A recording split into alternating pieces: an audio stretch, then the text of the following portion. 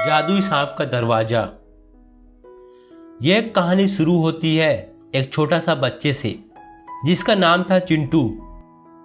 चिंटू अपने माता पिता के साथ एक छोटे से गांव में रहता था।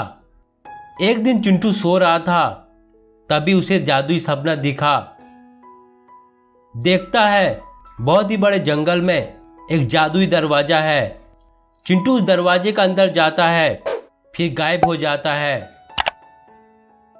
इतने में ही चिंटू का नींद खुल जाता है। कितना अच्छा सपना देख रहा था।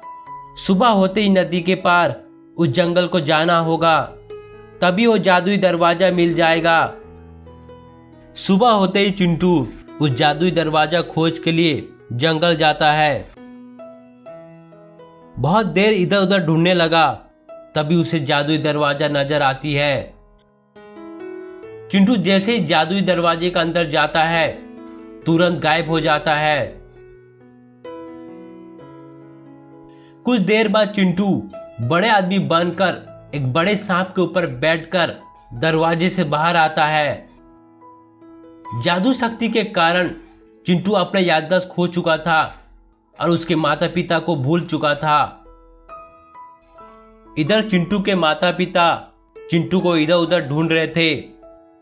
चिंटू ना मिलने पर उसके माता पिता बहुत परेशान हो गए थे। अरे बेटा, तुमने चिंटू को देखा क्या? नहीं, मैंने चिंटू को नहीं देखा। क्या बताऊं, चिंटू 2 दिनों से घर नहीं आया है।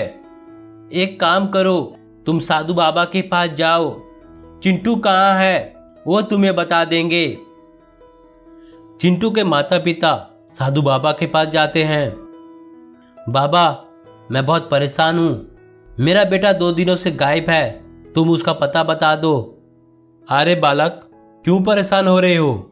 धीरज रखो, तुम्हारा बेटा तुम्हें मिल जाएगा। ये लो गुलाब फूल। रात होते ही इस गुलाब फूल को अपने पास रखकर सो जाना, तभी तुम्हें एक सपना आएगा।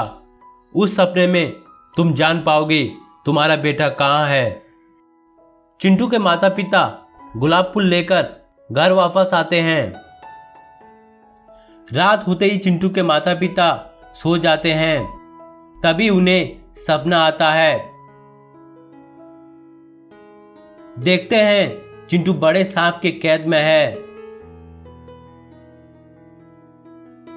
चिंटू के माता पिता साधु बाबा के पास जाते हैं।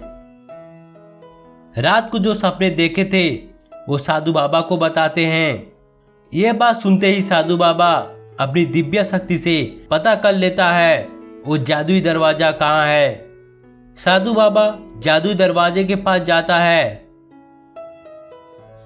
बाबा अपनी शक्ति से जादुई दरवाजे शक्ति को कमजोर कर देता है। जादुई दरवाजा कमजोर होते ही सांप वापस आ जाता है। सांप आते ही साधु बाबा और सांप के बीच लड़ाई हो जाती है। कुछ देर लड़ाई होने के बाद सांप की शक्ति कमजोर होने लगी। साधु बाबा सांप को मार देते हैं। सांप मरते ही चिंटू की पुरानी बातें याद आ जाती है। चिंटू अपने माता पिता के साथ खुशी खुशी घर वापस जाता है।